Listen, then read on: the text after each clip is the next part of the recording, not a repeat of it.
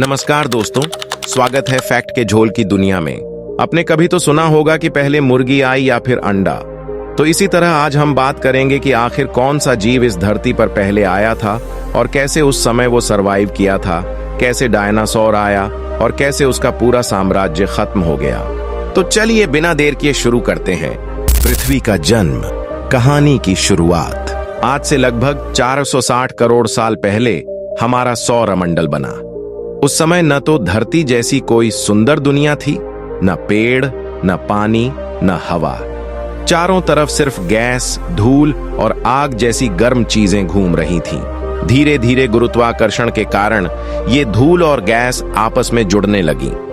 इसी प्रक्रिया से सूरज बना और उसके चारों ओर घूमते घूमते छोटे छोटे पिंड बने। इन्हीं में से एक पिंड आगे चलकर पृथ्वी बना। शुरुआती पृथ्वी एक जलता हुआ गोला थी। हर तरफ लावा, आग और जहरीली गैसें थीं। उस समय जीवन की कल्पना भी नहीं की जा सकती थी। लाखों करोड़ों साल बीते। पृथ्वी धीरे धीरे ठंडी होने लगी। ऊपर की सतह जमने लगी और चट्टानें बनने लगीं। ज्वालामुखी फटते थे और उनसे निकलने वाली गैसों से वातावरण बनने लगा। इन गैसों में मुख्य रूप से कार्बन डाइऑक्साइड, नाइट्रोजन, मीथेन, जलवाष्प और ऑक्सीजन तब लगभग नहीं के बराबर थी। जब पृथ्वी और ठंडी हुई तो बारिश होने लगी। लाखों साल तक लगातार बारिश होती रही और इस तरह समुद्र बने, जीवन के लिए जरूरी चीजें। अब सवाल उठता है, जीवन पैदा होने के लिए क्या चाहिए? वैज्ञानिकों के अनुसार जीवन के लिए ये चीजें जरूरी हैं। पानी, ऊर्जा, रासायनिक तत्व। समुद्रों में ये सारी चीजें मौजूद थीं। बिजली चमकती थी, ज्वालामुखी फटते थे और सूरज की किरणें पानी पर पड़ती थीं। पहला जीव कैसे बना? वैज्ञानिक मानते हैं कि पहला जीव अपने आप रासायनिक क्रियाओं से बना। इसे कहा जाता है एबायोजेनेसिस। समुद्र के पानी में छोटे छोटे रसायन आपस में जुड़ने लगे और बड़े अणु बने, जैसे amino acid, protein, nucleic acid. धीरे धीरे ये अणु इतने जटिल हो गए कि उन्होंने खुद को दोहराने की क्षमता बना ली। यही जीवन की पहली पहचान थी। दुनिया का पहला जीव बहुत ही सरल था। न आंख, न दिमाग, न पैर। यह एक कोशिकीय जीव था जो आज के बैक्टीरिया जैसा था। यह समुद्र में रहता था और अपने आसपास के रसायनों से ऊर्जा लेता था। कुछ जीवों ने सूरज की रोशनी से खाना बनाने की कला सीख ली। इन्हें कहा गया साइनोबैक्टीरिया। ये जीव सूरज की रोशनी, पानी, कार्बन डाइऑक्साइड का उपयोग करके भोजन बनाते थे और ऑक्सीजन छोड़ते थे। यही ऑक्सीजन आगे चलकर जीवन की दिशा बदलने वाली थी। लाखों साल तक ऑक्सीजन समुद्र में जमा होती रही, फिर वातावरण में फैलने लगी। इस घटना को कहा जाता है ग्रेट ऑक्सीजन इवेंट। इससे कई पुराने जीव मर गए, नए शक्तिशाली जीव पैदा हुए। अब एक से ज्यादा कोशिकाओं वाले जीव बनने लगे। इन जीवों के फायदे: बड़ा आकार, अलग अलग काम करने वाली कोशिकाएं। यहीं से कीड़े, जेलीफिश, छोटे समुद्री जानवर जैसे जीव बने। कुछ जीवों ने पानी से बाहर आने की कोशिश की। पहले पौधे आए, फिर मछली जैसे जीव, उभयचर, पानी और जमीन दोनों पर रहने वाले। फिर धीरे धीरे रेंगने वाले जीव, रेप्टाइल्स बने। डायनासोर अचानक एक दिन में नहीं आ गए थे। उनसे पहले की दुनिया बिल्कुल अलग थी।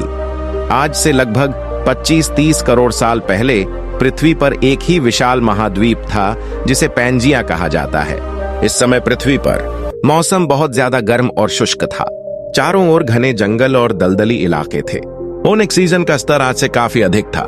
इसी कारण उस समय बहुत बड़े बड़े कीड़े, विशाल सरीसृप पाए जाते थे। डायनासोर से पहले पृथ्वी पर सरीसृपों के कई समूह थे, जैसे थेरेप्सिड्स, आर्कोसौर। डायनासोर आर्कोसौर समूह से ही निकले।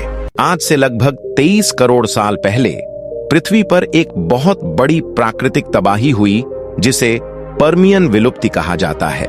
इस घटना में पृथ्वी के लगभग 90% जीव नष्ट हो गए। बहुत सारे शक्तिशाली सरीसृप खत्म हो गए, लेकिन कुछ छोटे, तेज और समझदार सरीसृप बच गए। इन्हीं में से एक शाखा थी डायनासोर की शाखा। शुरुआती डायनासोर आकार में छोटे थे, 2 पैरों पर चलते थे, बहुत तेज दौड़ सकते थे, शरीर हल्का था। इसका कारण यह था कि उस समय भोजन कम था, खतरे बहुत ज्यादा थे।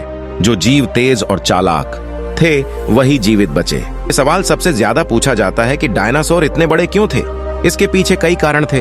वातावरण में ज्यादा ऑक्सीजन, उस समय वातावरण में ऑक्सीजन की मात्रा आज से कहीं अधिक थी। ज्यादा ऑक्सीजन का मतलब शरीर को ज्यादा ऊर्जा, बड़े आकार को संभालने की क्षमता, भोजन की भरपूर उपलब्धता। उस समय विशाल जंगल, बड़े बड़े पेड़, भरपूर वनस्पति मौजूद थी। शाकाहारी डायनासोर को खाने की कमी नहीं थी। शिकारियों से बचाव, जितना बड़ा शरीर उतना कम डर, उतनी ज्यादा ताकत। छोटे शिकारी बड़े डायनासोर पर हमला नहीं कर पाते थे। शरीर की बनावट, डायनासोर के शरीर में हल्की लेकिन मजबूत हड्डियां, हवा से भरी हड्डियां होती थीं, जिससे वे भारी होने के बावजूद चल फिर पाते थे। डायनासोर का राज लगभग 16 करोड़ साल तक चला। इस समय डायनासोर हर महाद्वीप पर फैल गए। छोटे बड़े, उड़ने वाले, तैरने वाले, हर प्रकार के डायनासोर थे। कुछ प्रमुख प्रकार: शाकाहारी और मांसाहारी। प्रसिद्ध डायनासोर: टायरानोसोरस रेक्स, सबसे खतरनाक शिकारी। ब्रैकियोसोरस, सबसे विशाल शाकाहारी। वेलोसिरैप्टर, बहुत चालाक और तेज। झुंड में रहना, अंडे देना, बच्चों की देखभाल करना डायनासोर के व्यवहार थे। डायनासोर के अंत से पहले मौसम में बदलाव शुरू हो गया। ज्वालामुखी तेजी से फटने लगे, तापमान में उतार चढ़ाव बढ़ गया। इससे जंगल नष्ट होने लगे, भोजन की कमी होने लगी। डायनासोर पहले से ही दबाव में आ चुके थे।